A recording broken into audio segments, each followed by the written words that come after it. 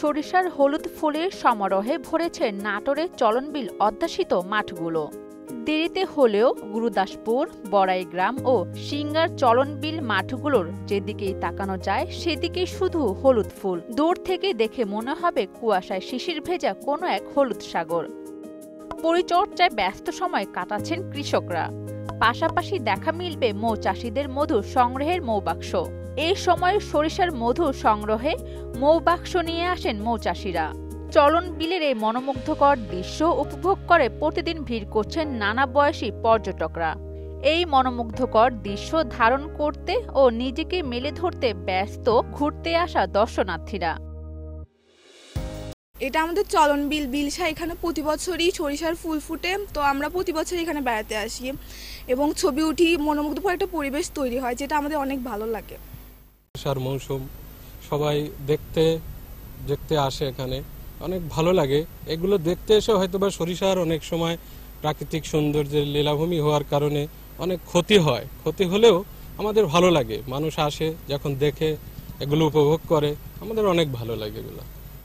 পরিবার নিয়ে চলনবিল এলাকায় সরিষা ফুল দেখতে এসেছি। সরিষা ফুল খুব সুন্দর ফুটেছে, দেখে মন প্রাণ জুড়িয়ে গিয়েছে এবং খুব ভালো লেগেছে। খুব আনন্দ ঘন মুহূর্ত কাটালাম, খুব ভালো লেগেছে আমার। চলনবিল অধ্যাসিত জেলা নাটোর, পাবনা ও সিরাজগঞ্জ।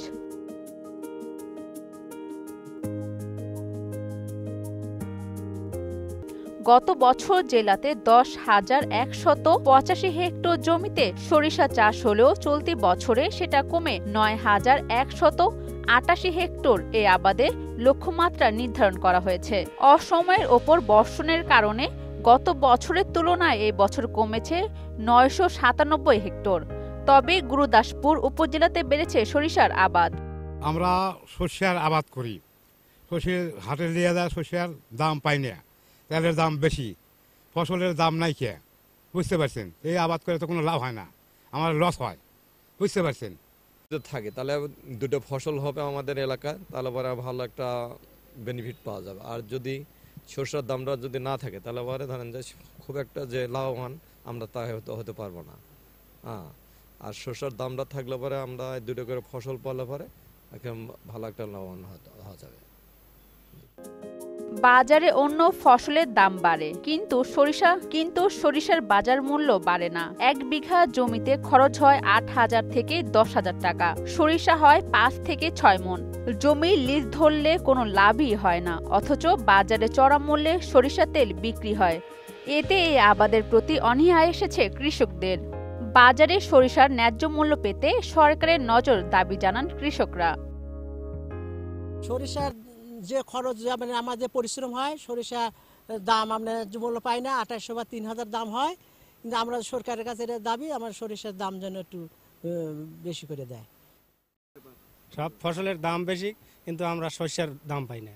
ওই তেলের দাম বেশি, কিন্তু সরিষার দাম আমাদের কম। আমরা সরিষার আবাদ দাম যদি সামনেবার না হয়, আমরা সরিষার আবাদ আর করব না।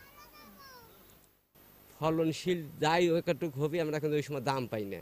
সরিষার দাম ফলন যাই হোক, কিন্তু সরিষা বেচতে গেলে আমরা 2500, 2600, 2700 এরকম বাজার পাই। এখন তো তেল খেতে গেলে আর তেলের দাম আমরা চাই বেশি, তেলের দাম চাইছে বেশি, 200 টাকা কেজি সরিষার তেল, বুঝতে পারছেন?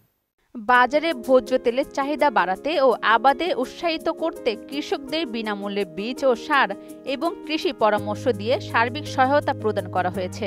আগামী বছর সরিষার আবাদ বাড়বে এমনটাই আশা করছেন কৃষি বিভাগের এক কর্মকর্তা। ভোজ্য তেল হিসেবে সরিষার উৎপাদন বৃদ্ধির জন্য আমরা কৃষকদেরকে উপজেলা কৃষি অফিসের পক্ষ থেকে বিভিন্ন ধরনের প্রণোদনা সহযোগিতা প্রদান করছি। পাশাপাশি তাদেরকে বিভিন্ন ধরনের কারিগরি পরামর্শ প্রদান করছি। সরিষার তেলের দাম বৃদ্ধি পাওয়ার কারণে কৃষকরা দিন দিন উৎসাহিত হচ্ছে এবং আমরা আশা করছি আগামীতে সরিষার উৎপাদন আরও বৃদ্ধি পাবে।